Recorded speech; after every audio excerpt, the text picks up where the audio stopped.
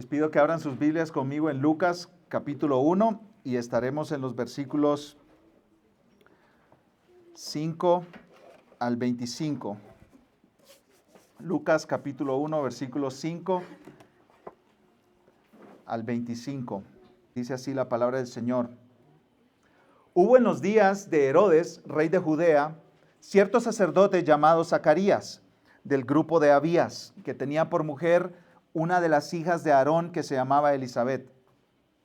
Ambos eran justos delante de Dios y se conducían intachablemente en todos los mandamientos y preceptos del Señor.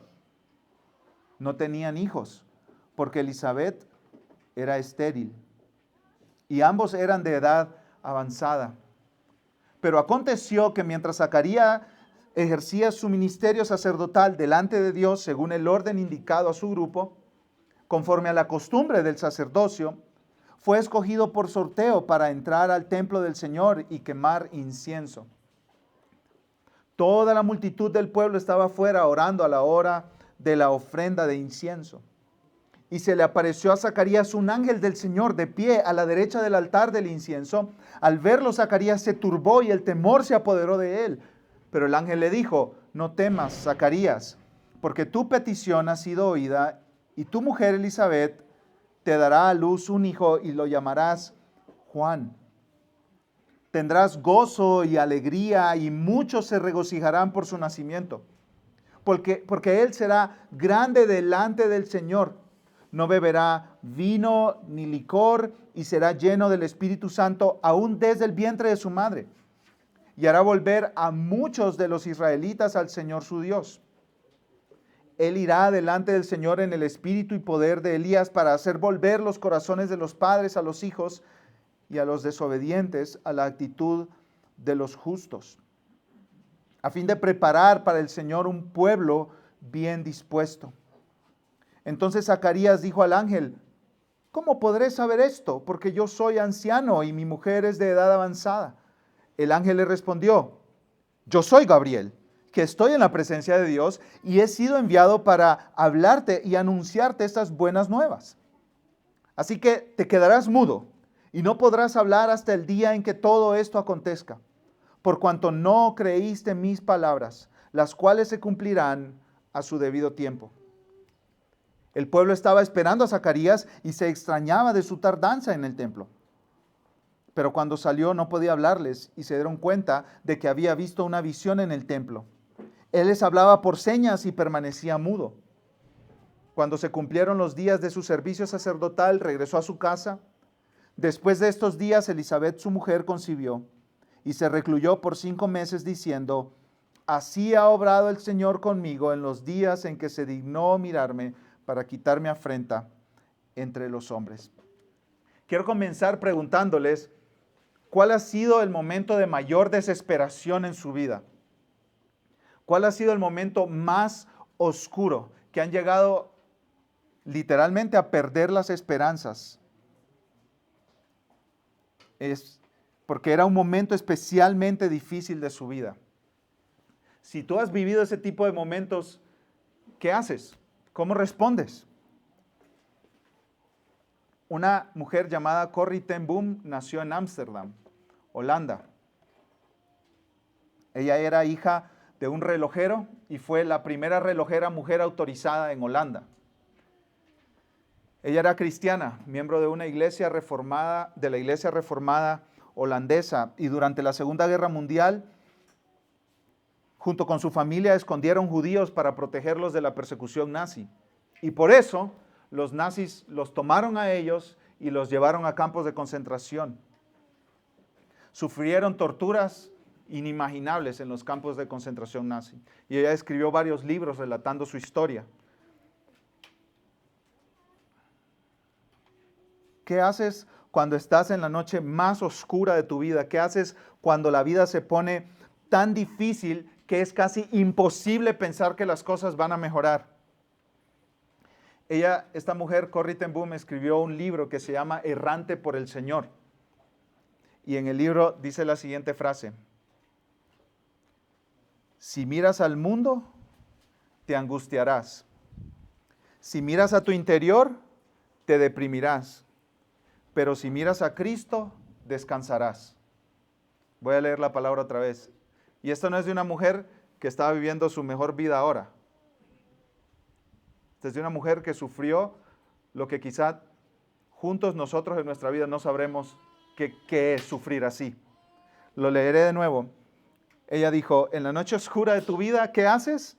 Si miras al mundo, te angustiarás. Si miras a tu interior, te deprimirás. Pero si miras a Cristo, descansarás. Y exactamente eso es lo que Lucas anima a todos los lectores de su evangelio a hacer con su narración de la vida de Zacarías, Elizabeth y todo lo que aconteció aquí, en este pasaje que acabamos de leer. Lo que Lucas está haciendo es diciéndonos, hey, levanten los ojos, miren al cielo, miren a Dios en la noche más oscura, cuando parece que nunca se va a solucionar los problemas que tienes, las angustias que tienes. Mira al cielo, mira a Dios. Él está llevando a cabo su plan, aunque tú no lo creas. Y así se llama este sermón. Dios cumple su plan, aunque tú no lo creas. Y vamos a tener 5 puntos diferentes en este sermón, y lo que vamos a hacer es seguir a los personajes que menciona la narración de Lucas. Vamos a hablar de Herodes, Zacarías, Elizabeth, el ángel, y al final vamos a regresar a Zacarías y Elizabeth. Entonces tenemos 5 puntos aquí enfrente de nosotros. El primero es, Dios cumple su plan en tiempos de un rey malvado. Dios cumple su plan en tiempos de un rey malvado. Recordemos, el domingo pasado cubrimos los primeros 4 versículos del Evangelio, Lucas capítulo 1, 1 al 4, y lo que Lucas está diciendo en esos versículos es, Teófilo, el que patrocinó la investigación que llevó a la escritura de este Evangelio, Teófilo, estas cosas que vamos a narrar aquí son producto de una investigación muy detallada de todos los acontecimientos, de todos los eventos alrededor de la vida de Cristo.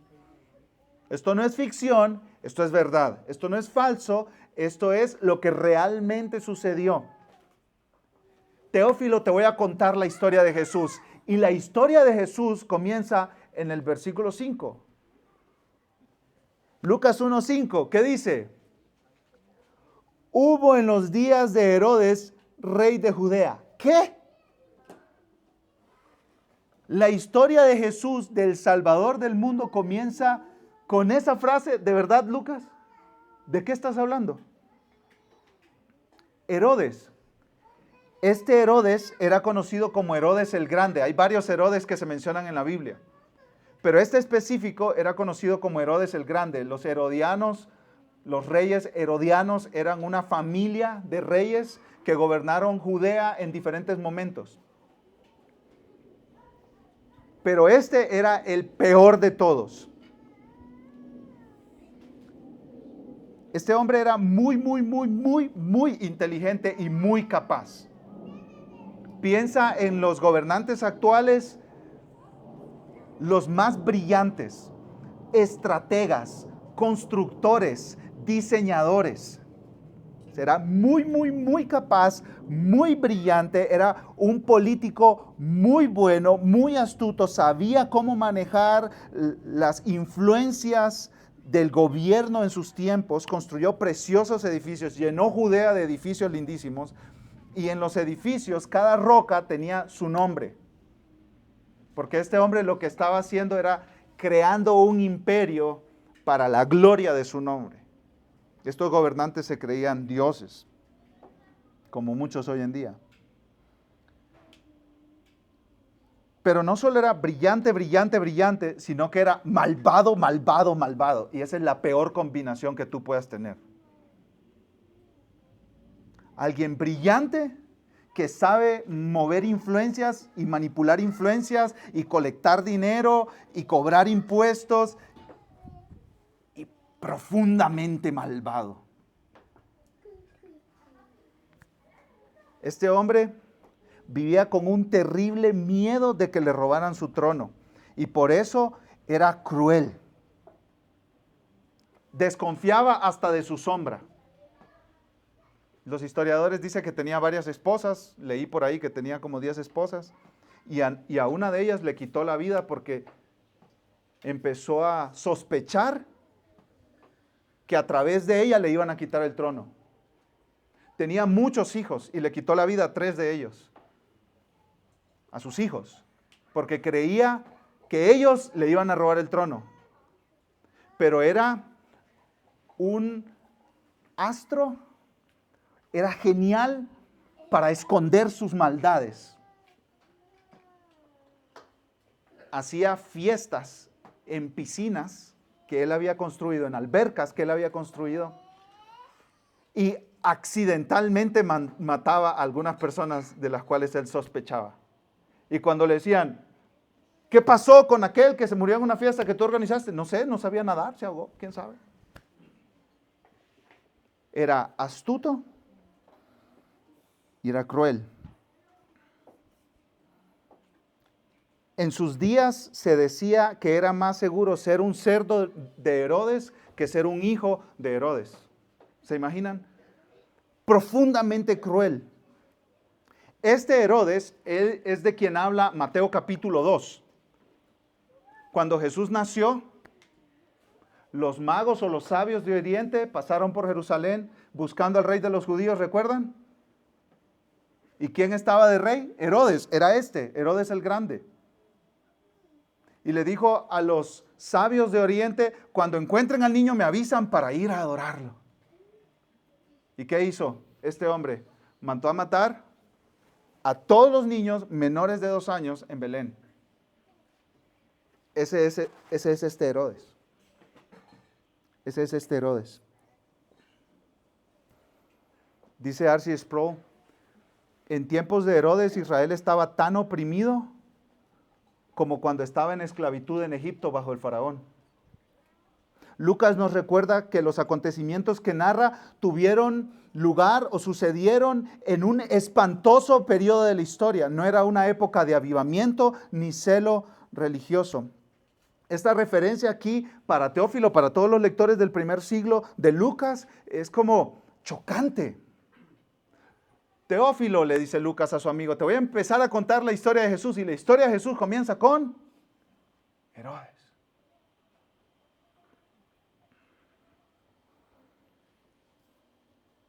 ¿Algo bueno puede salir en este tiempo? ¿Algo bueno puede salir bajo el gobierno de un hombre tan cruel, tan malvado? Estos eran los días más oscuros y malvados que la gente de ese tiempo podía recordar. Y hay otro detalle importante en esta narración. Habían pasado 400 años sin ningún tipo de revelación de parte de Dios al pueblo de Dios. El último profeta del Antiguo Testamento se llamó Malaquías. Ese es el último libro del Antiguo Testamento. Y ese libro termina con una maldición. Esa fue la última palabra de Dios al pueblo de Dios. Y luego, después de que Malaquías puso a punto final a su libro, luego existe lo que se llama los 400 años de silencio. En otras palabras, Dios no habló a su pueblo. Dios no mandó ninguna profecía. Dios no mandó ninguna palabra a su pueblo. 400 años. Ahora, nosotros fácil decimos 400 años. Y cuando damos vuelta a la página ahí de Malaquías a Mateo, ahí estamos dando vuelta a 400 años. Pero eso se dice fácil. A ver, estamos en el 2023. ¿Hace cuánto fue 400 años? 1623. Las repúblicas de Estados Unidos y México no existían todavía. No existían todavía.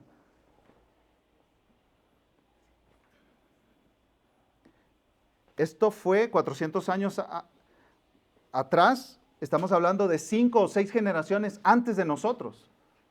Estamos hablando del tatarabuelo de nosotros. Le pregunté a una inteligencia artificial ahí, ¿qué eventos sucedieron en 1623 en el mundo? Esto fue lo que me dijo. Se construyó el Hospital Real de Indios en Ciudad de México. Fue uno de los primeros hospitales específicamente para indígenas. Se construyó la capilla de San Miguel en San Miguel de Allende, Guanajuato. Los primeros colonos ingleses llegaron a New Hampshire y establecieron un pueblo de pescadores. William Shakespeare publicó su primer folio. El inventor holandés Cornelius Drebbel diseñó el primer submarino. Galileo Galilei publicó un libro que contribuyó al avance de la revolución científica. Hace 400 años. Les menciono esto porque quiero ponerle en su radar que 400 años no es antier. Es hace mucho, mucho, mucho, mucho tiempo. Y aún los judíos más piadosos que vivían en el primer siglo se preguntaban, Dios, ¿te olvidaste de nosotros? ¿Y tus promesas de que vas a mandar un libertador? ¿Y tus promesas de que vas a redimir a tu pueblo? ¿Dónde están? ¿Por qué no hablas, Dios? ¿Por qué no dices nada? ¿Por qué te quedas callado? ¿Por qué dejas que esta gente tan cruel nos gobierne? ¿Dónde está Dios? ¿Se habrá olvidado de nosotros? ¿Cumplirá sus promesas? ¿De verdad sucederán todas las cosas que los profetas dijeron que sucedería? Y aquí tenemos una aplicación para nosotros hoy, mis amados hermanos. Es fácil para nosotros los seres humanos perder la esperanza. Es muy fácil para nosotros. Perder la esperanza en el plan de Dios y en la obra de Dios y la confianza en Dios en tiempos oscuros. Decimos, no, es que el mundo está tan mal. Hermano, el mundo está muy mal y todos nosotros lo sabemos. La nueva escuela mexicana y que el movimiento pro multitud de géneros y etcétera, etcétera, etcétera, etcétera. Está oscuro el panorama, ¿cierto?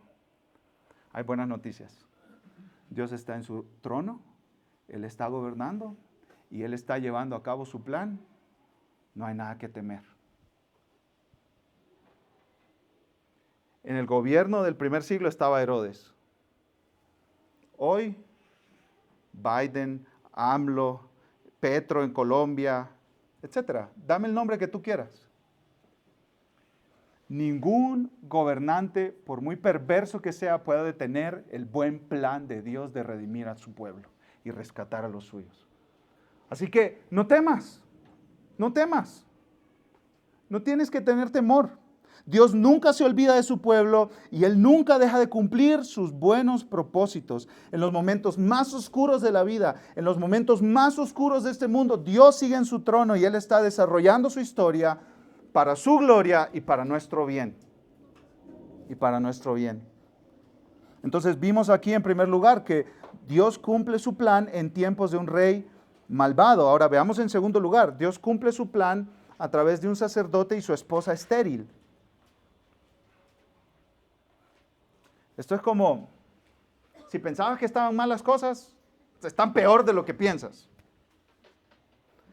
Porque aquí hay dos personas mayores que son esposos y se nos introducen ahí en la narración. Sigo leyendo en el versículo 1. Cierto sacerdote llamado Zacarías del grupo de Abías que tenía por mujer a una de las hijas de Aarón que se llamaba Elizabeth. Entonces imaginemos si esta es una serie o una película. La cámara está en el palacio de Herodes y después la cámara se mueve y va a una aldeíta, a un pueblito abandonado en el área rural de Judea. Allá, como dicen en la familia de mi esposa, donde las ondas del viento se regresan o algo así. Las ondas de la alegría se hacen tristes, no sé qué dicen, pero allá lejos, lejos, lejos, lejos, lejos. Hay una pareja que son de familia sacerdotal. Ahora, cuando escuchamos el título sacerdote, no pensemos en sacerdote en nuestros tiempos, en México, el sacerdote, y rápido se te viene la idea. No, el sacerdote en el tiempo del pueblo de Israel era un grupo enorme de personas que tenían como tarea ir al templo en Jerusalén a ofrecer sacrificios en nombre del pueblo y a orar por el pueblo. Entonces ellos eran representantes del pueblo delante de Dios, ¿sí?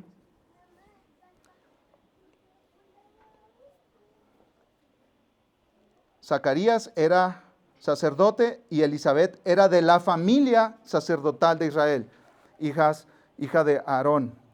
El nombre Zacarías significa el Señor Dios recuerda, y el nombre Elisabet significa el Señor Dios hace juramento, o diríamos el Señor Dios cumple sus promesas.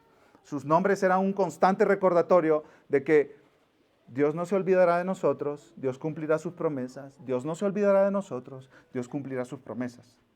¿Sí? Se calcula que en el tiempo del primer siglo habían 18,000 sacerdotes, pero eran demasiados como para que todos estuvieran en el templo ahí. Había poco trabajo para muchas personas. Entonces lo que hacían era dividirlos en grupos. Habían 24 grupos de sacerdotes y uno de los grupos era el grupo de Abías. Ahí estaba Zacarías en el grupo de Abías. Entonces 2 veces al año ellos dejaban sus responsabilidades en los pueblos donde estaban y se iban a Jerusalén y ahí atendían el templo, hacían los sacrificios, oraban por el pueblo en el templo.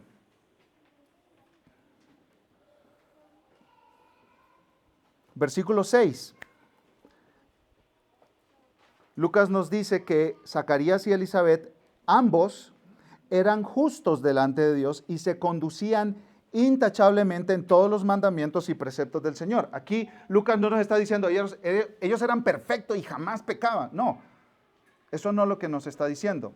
Nos está diciendo que eran personas que no tenían cola que les pisaran, no tenían pecados secretos y escondidos. Ellos amaban a Dios y querían vivir su vida para Dios. Ese era el deseo de su corazón. Y Lucas nos dice esto en el versículo 6 para prepararnos lo que viene en el versículo 7. ¿Qué dice? No tenían hijos porque Elisabet era estéril y ambos eran de edad avanzada. Esto es un problemón. En el primer siglo y en la mayoría de culturas se ha pensado que ser estéril es un símbolo o una señal de maldición. Es como, Dios no te da hijos, algo malo hiciste y por eso Dios te está castigando. Pero Lucas nos dijo en el versículo 6 que ellos vivían para la gloria de Dios. O sea que la esterilidad no es un asunto de que Dios te está maldiciendo o que Dios te está castigando por algún pecado.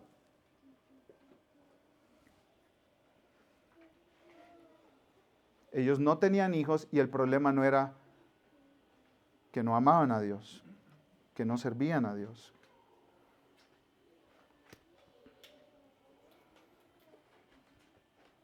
El punto de Lucas en darnos este versículo 7 aquí, no tenían hijos, es para que nos dolamos con ellos.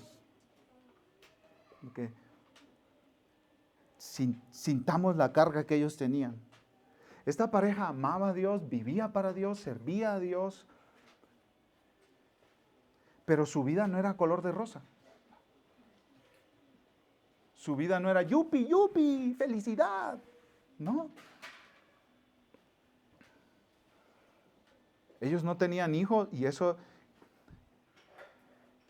dolía a una pareja del primer siglo. Hablaban mal de ellos, incluso al final, en las palabras de Elisabet, nosotros vamos a leer que dice que Dios le quitó el reproche. Las personas ahí hablando mal de ellas en el pozo cuando ella iba a sacar agua. Mira, no tiene hijos. Algo hizo. Sí. Las miradas de las demás mujeres. Las miradas despectivas. Minimizándola, despreciándola. Esto es duro. Esto es algo muy duro.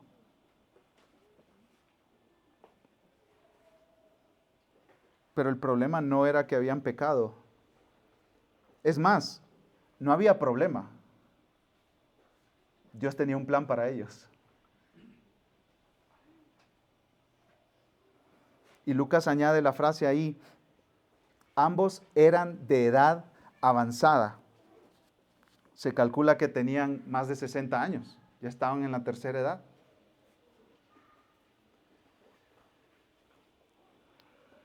Y aquí tenemos otra aplicación para nosotros. Vivir amando a Dios y sirviéndole no necesariamente significa que todo en tu vida saldrá como a ti te gusta. Vivir amando a Dios y sirviéndole no significa que todo en tu vida será fácil y un paseo en el parque. Vivir amando a Dios y sirviéndole no quita de la vida lo difícil, lo cuesta arriba, el sufrimiento. Hay muchas cosas que no salen como nosotros quisiéramos que salieran.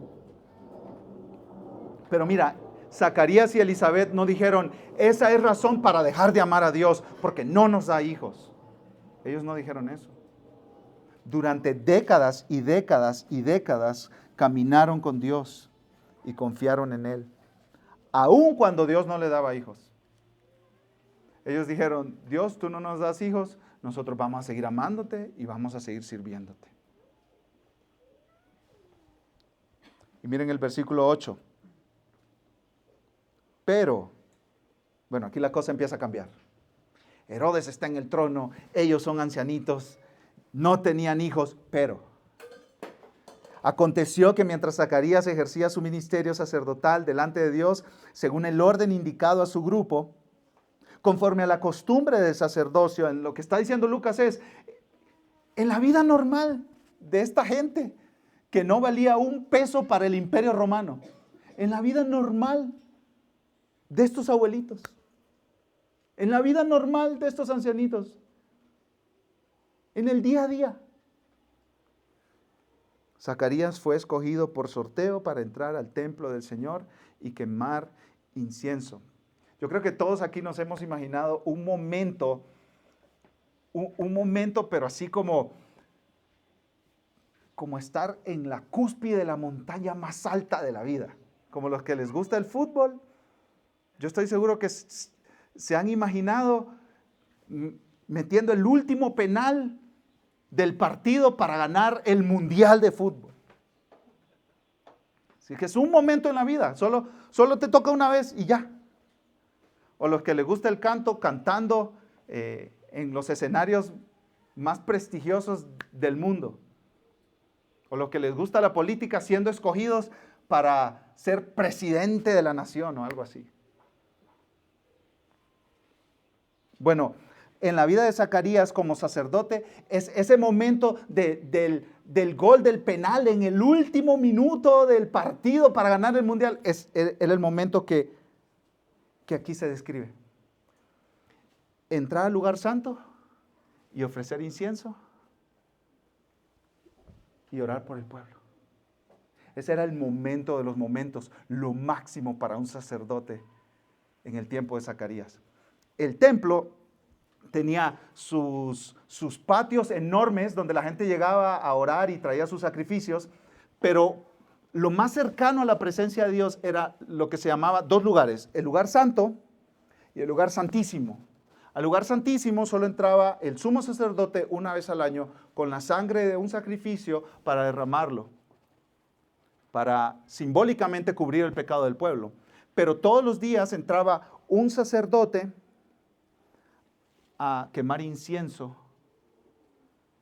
en el lugar santo. Y ese incienso se elevaba simbolizando que las oraciones del pueblo subían a la presencia de Dios y las oraciones del pueblo eran un aroma agradable delante de Dios. Eso era lo que simbolizaba ese acto.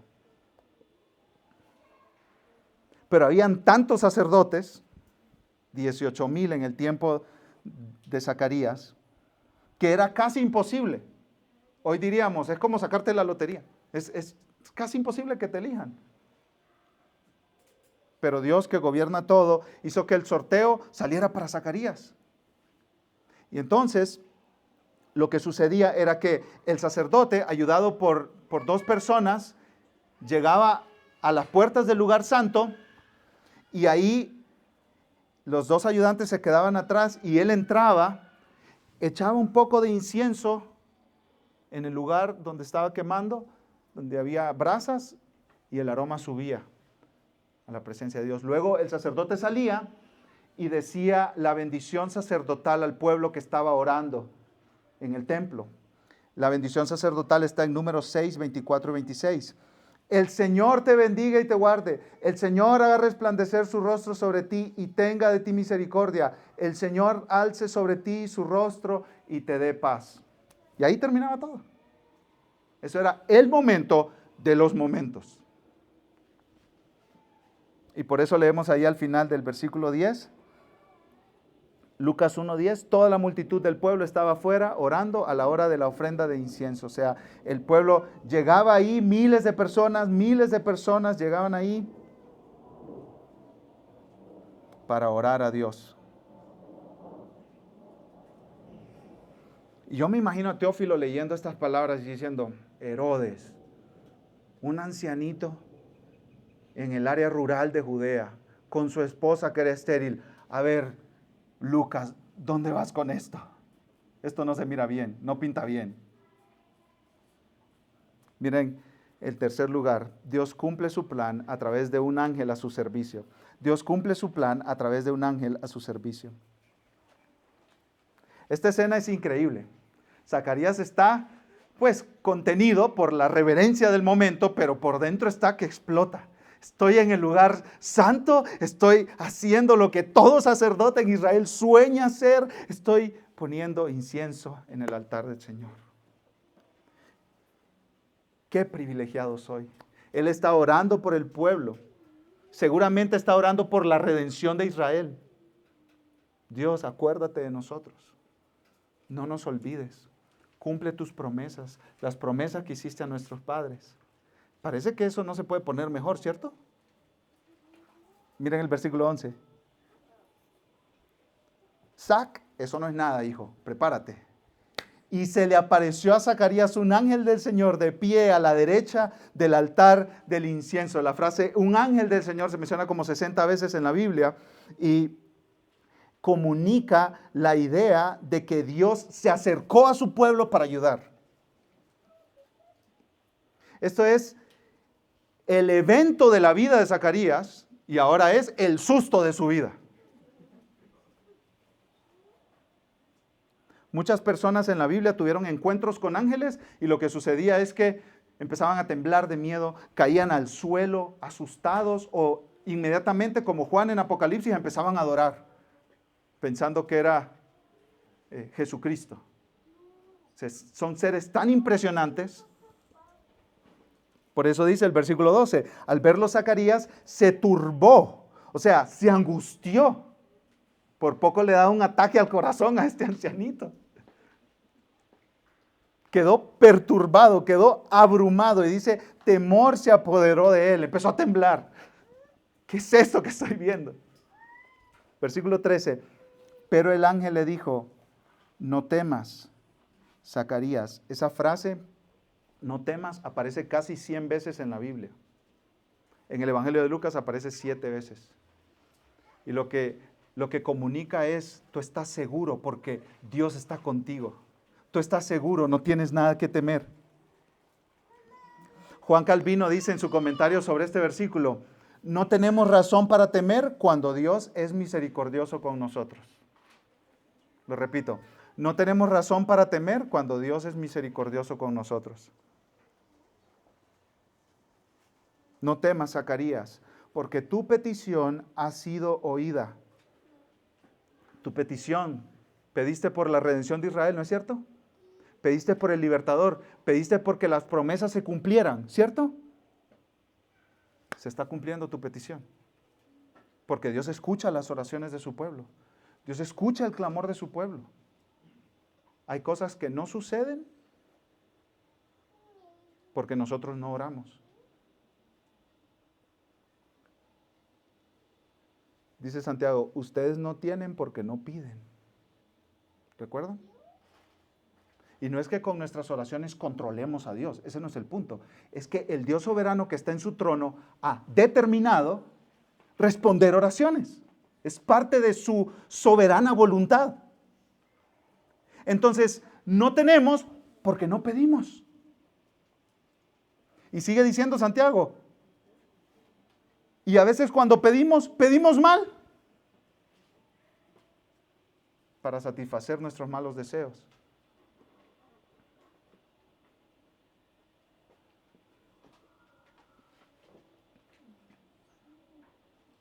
Dios sí escucha las oraciones de su pueblo. Y Dios sí responde las oraciones de su pueblo.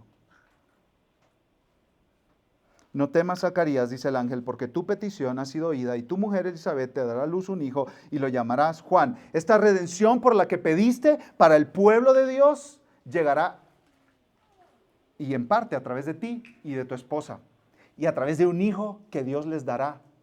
Obviamente de manera milagrosa, porque no hay otra manera que una ancianita se embarace. No hay manera.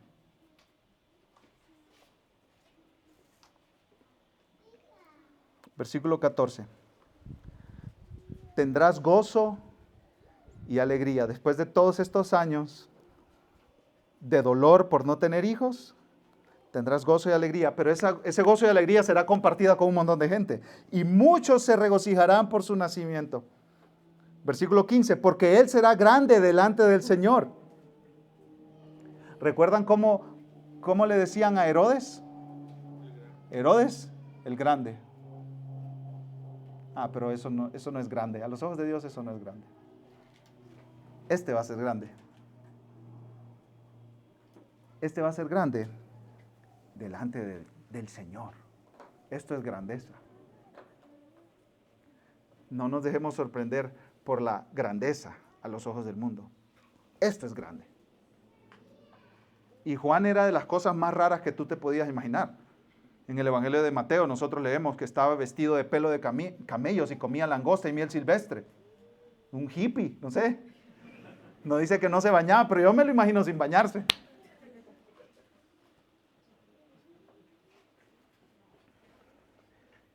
Esa pareja en un área rural, que en el Imperio Romano no daban un peso por ellos, iban a tener un hijo. Y eso es grande para Dios. Eso es grande para Dios. Porque lo débil del mundo escogió Dios para avergonzar a lo fuerte. Tenemos que cambiar nuestro concepto de grandeza. ¿Qué es verdadera grandeza? Caminar con Dios todos los días. Como Elizabeth, que era una ama de casa, apoyando a su esposo. Y ella tuvo un hijo que fue grande delante del Señor. Y Elizabeth fue fiel en lo que Dios la puso a hacer. Y eso es grandeza delante de Dios.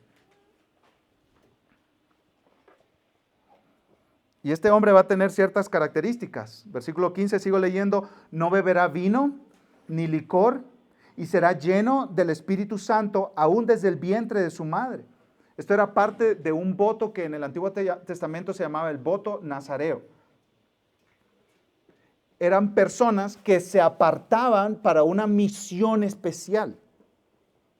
No es que beber vino o licor sea malo en sí mismo. Muchas partes de las Escrituras dicen que Dios nos dio el vino, que Dios nos dio las bebidas alcohólicas como un regalo y alegran el corazón de hombre. El pecado no es tomar vino, es embriagarse con el vino. El pecado no es tomar una bebida alcohólica, sino emborracharse. La Biblia en ningún lado prohíbe que se tome, ¿sí?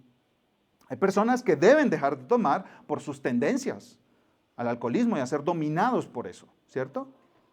Pero esta no es una regla para todos. Dice Juan Calvino, no debemos imaginar que por estas palabras, el culto a Dios consiste en la abstinencia del vino. Pero Juan específicamente no tomará vino, ni tomará licor,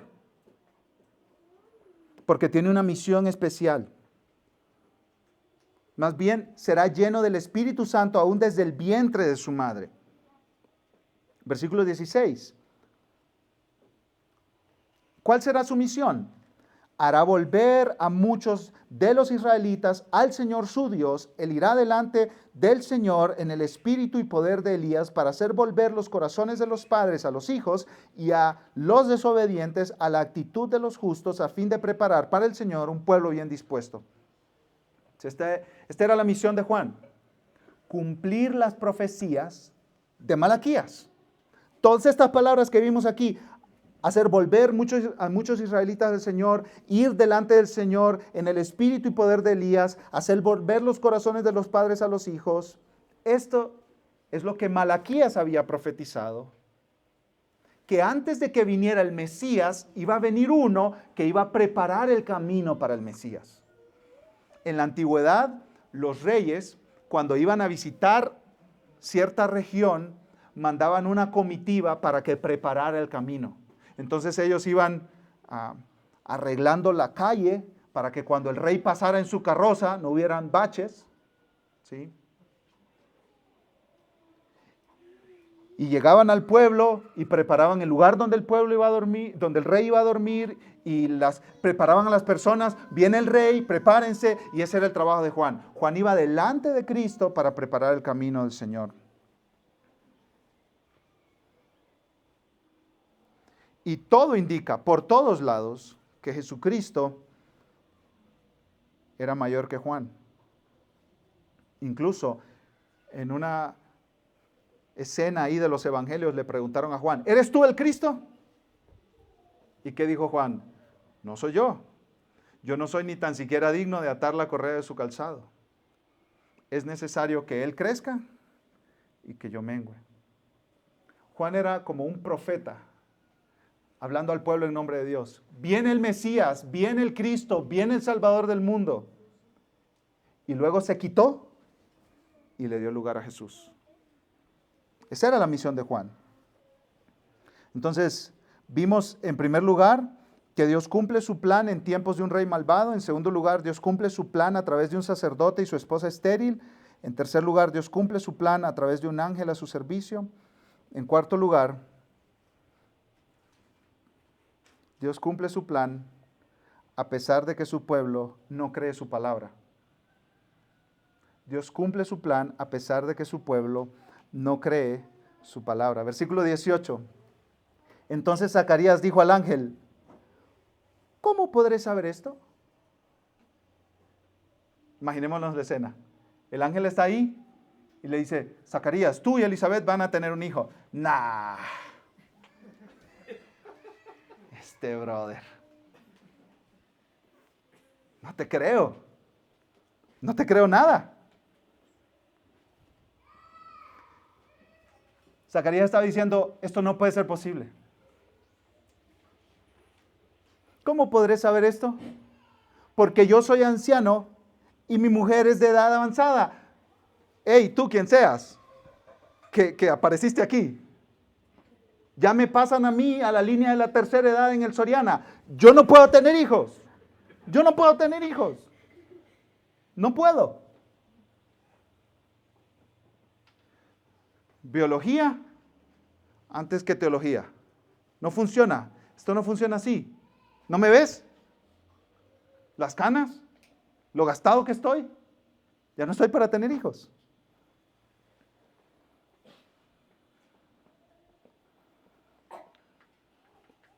Y aquí hay algo maravilloso donde yo quiero hacer conexión con el Evangelio, conexión con Cristo. Zacarías es un sacerdote, ¿cierto? Y a Jesús se le llama nuestro sumo sacerdote. Y escucha lo que dice Hebreos capítulo 4. Teniendo pues un gran sumo sacerdote que trascendió los cielos, Jesús, el Hijo de Dios, retengamos nuestra fe, porque no tenemos un sumo sacerdote que no pueda compadecerse de nuestras flaquezas, sino uno que ha sido tentado en todo como nosotros, pero sin pecado. Por tanto, acerquémonos con confianza al trono de la gracia para que recibamos misericordia y hallemos gracia para la ayuda oportuna. Zacarías fue un sacerdote que dudó y Cristo fue un sumo sacerdote perfecto, sin pecado. Jesús es un mejor sacerdote que Zacarías. Así que, en nuestra incredulidad, Cristo nos representa porque Él nunca dudó de las promesas de su Padre. Y me gusta esta conexión. ¿Saben por qué? Porque el punto de este mensaje no es decir, no seas incrédulo. cree las promesas de Dios. Si dejamos ahí el mensaje, nos vamos cargados de culpa y de vergüenza, porque todos nosotros somos incrédulos. En cambio, las buenas noticias del Evangelio es que cuando tú eres incrédulo, tú puedes ver a Cristo que jamás dudó de las promesas de su Padre y que es un sumo sacerdote que te representa y que te abre acceso a Dios, aunque tú no creas en Dios y en sus promesas.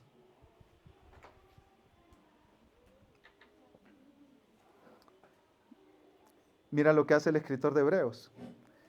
Vuelvo a leer Hebreos 4:14.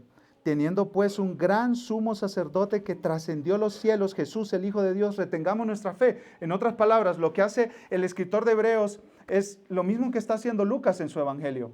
Es decirnos, cuando tú no creas, cuando tú estés batallando con la incredulidad en las promesas de Dios y en el cuidado de Dios y en el amor de Dios y en la gracia de Dios y en la misericordia de Dios para ti, levanta tus ojos, mira a Cristo, Él es tu representante. Mira la cruz, en la cruz Jesús pagó por toda tu incredulidad. Y retén tu fe. Mira a Cristo para creer las promesas de Dios. Mira a Cristo para abrazar las promesas de Dios. Y para que Cristo haga pedazos tu incredulidad. Qué bueno es el Evangelio. Qué bueno es el Evangelio.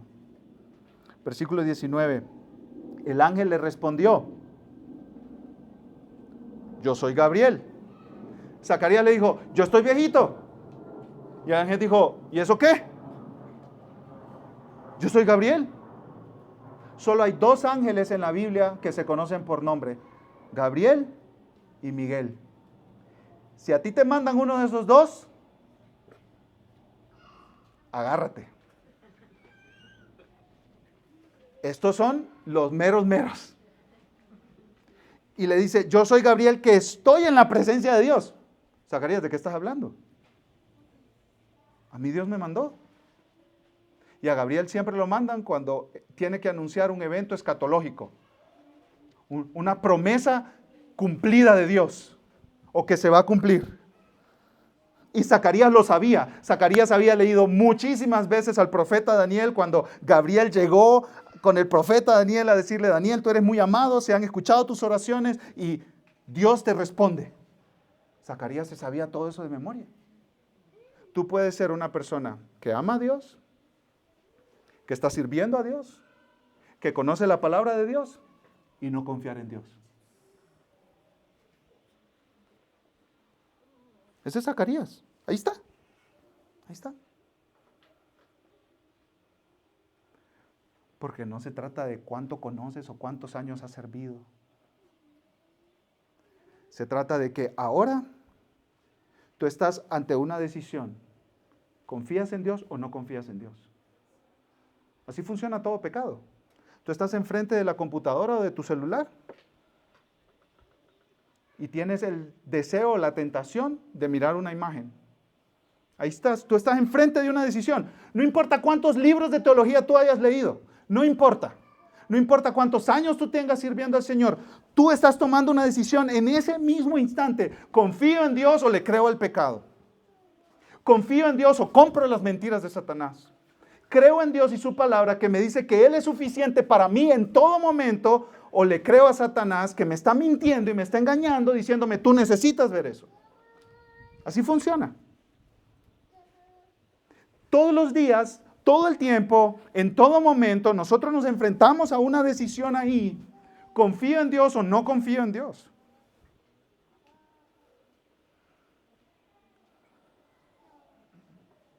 Yo soy Gabriel, que estoy en la presencia de Dios y he sido enviado para hablarte y anunciarte estas buenas nuevas. Son buenas noticias, Juan. Versículo 20, así que te quedarás mudo. Lo que hubiera hecho desde el principio Zacarías, no hablar. Habló y metió la pata.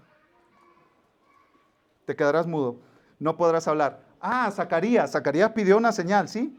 ¿Cómo podré saber esto porque yo soy anciano y mi mujer es de edad avanzada? ¿Quieres una señal, Zacarías?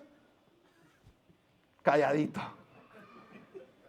varios meses, seguro más de 9, varios meses callado, sin decir una palabra. ¿Quieres una señal? Ahí está tu señal. Una reprimenda de parte de Dios por tu incredulidad. Dudaste de la bondad de Dios, dudaste de las promesas de Dios, dudaste de la palabra y revelación de Dios. Así que te quedarás mudo y no podrás hablar hasta el día en que todo esto acontezca, por cuanto no creíste mis palabras, las cuales se cumplirán a su debido tiempo. Dice un comentarista, qué irónico. Zacarías recibió buenas noticias, pero no pudo comunicarlas por su incredulidad. Versículo 21, el pueblo estaba esperando a Zacarías. ¡Ey, se nos olvidó el pueblo!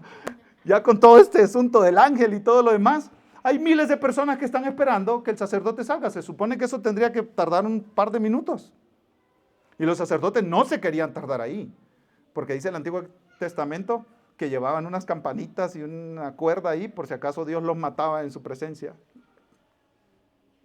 Los jalaban ahí, ya muertos. O sea, los sacerdotes no querían tomar esa situación y esa responsabilidad a la ligera. Entonces querían hacer lo que iban a hacer y salir de ahí, bendecir al pueblo. Pero el pueblo está allá. ¿Qué pasó con este hombre?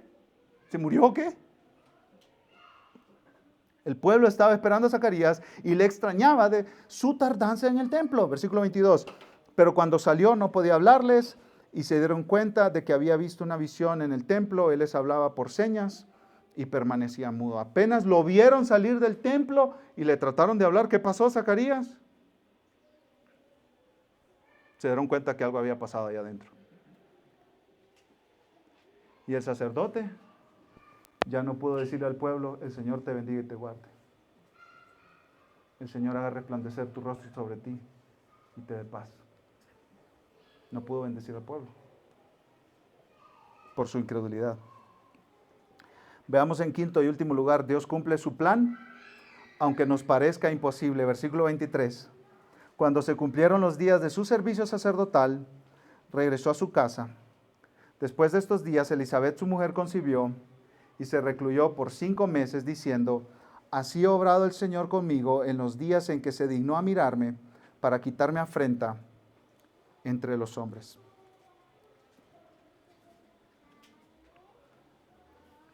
Las palabras de Elisabet son muy importantes porque atribuye ella a Dios el no darle hijos y el que ahora le diera un hijo. ¿Sí notan? Y ese es el testimonio de todas las escrituras. Dios abre el vientre o Dios cierra el vientre. Dios da hijos, Dios no da hijos. O incluso en el caso de Job, Dios los quita. Dios es dueño de la vida y dueño de la muerte. Nadie en el mundo entero y en toda la historia de la humanidad ha sido procreado sin que Dios esté en control de eso. Y nadie ha muerto, ya sea en el vientre de la madre o de edad muy, muy, muy avanzada, sin que Dios gobierne sobre eso. Escucha lo que dice Deuteronomio 32, 39. Estas son palabras de Dios. Vean ahora que yo soy el Señor y fuera de mí no hay Dios. Escuchen esto. Yo hago morir y yo hago vivir. Yo hiero y yo sano, y no hay quien pueda librar de mi mano. Esa es la teología de un gran Dios. John Piper le dice en inglés, Big God Theology. Un gran Dios. Este es el Dios en el que esta iglesia cree. El Dios que es dueño de los vientres de todas las mujeres de todo el mundo. Que da hijos a quien Él quiere, cuando Él quiere, por sus buenos propósitos y jamás se equivoca.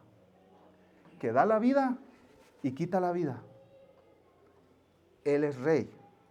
Él es dueño de la vida.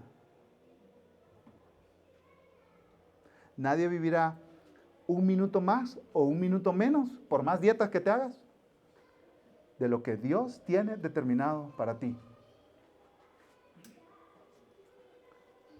Tú puedes ir y comer todas las espinacas que quieras. Y cuando Dios dijo, hasta aquí, hasta aquí. Un misionero llamado Henry Martin, que compartió el Evangelio y lo mataron por compartir el evangelio. Pero antes de que lo mataran, él decía, estoy en peligro constante, pero soy inmortal hasta que haya terminado la obra de Dios aquí. Inmortales hasta que Dios quiera. En ese Dios creemos nosotros, y en ese Dios creía Elizabeth. Y aquí Juan nos presenta la respuesta de Zacarías y la respuesta de Elizabeth. ¿Por qué? Zacarías dudó, Elizabeth creyó. ¿Por qué nos presenta estas respuestas? Porque la pregunta es para Teófilo, que lo leyó primero el Evangelio, y para todos nosotros. ¿Tú qué vas a hacer? ¿Crees en las promesas de Dios o no crees en las promesas de Dios? Dios va a cumplir sus promesas, no importa quién esté gobernando en el momento. No importa cuál sea tu situación de edad. No importa cuál sea tu estado civil. No importa cuál sea tu estado físico. No importa cuál sea tu salud. No importa si tú crees o no en Él. Él va a cumplir sus planes. Él va a salvar a su pueblo. Él va a redimir a sus escogidos.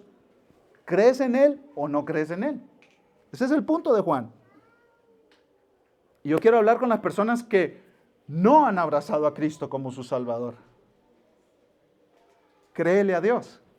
Dios dice que tú eres pecador, que tú te has rebelado en contra de Él, pero que Jesucristo vino a la tierra, murió en la cruz, pagando el precio del pecado, ese precio y ese castigo que debía caer sobre ti.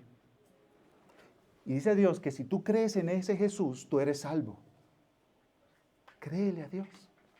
Arrepiéntete de tus pecados y confía en Jesús como tu única esperanza para ser perdonado.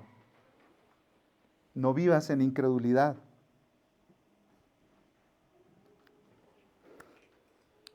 Quiero terminar con las palabras de Corrie ten Boom. ¿Qué hacer en el momento de mayor oscuridad? Donde parece que Dios no cumplirá sus promesas, que Dios no es bueno, que Dios no me ama.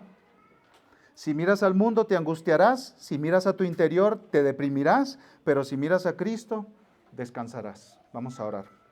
Amado Padre, gracias Señor porque Jesucristo es un perfecto sacerdote que intercedió por nosotros delante de ti, y todo aquel que en Él cree es salvo, no es condenado, sino que tiene vida eterna. Gracias Señor por la obra de Cristo a nuestro favor, y gracias Dios porque todas tus promesas se cumplirán al pie de la letra, sin fallar ninguna. Ayúdanos a confiar en tus buenas promesas, Señor. En nuestra incredulidad, ayúdanos a ver a Cristo. Ayúdanos a ver la cruz. Y pensar que si tú cumpliste esa promesa de mandar un Redentor, cumplirás todas las demás promesas, Señor, que nos has hecho. En el nombre de Cristo Jesús y para su gloria. Amén. Amén.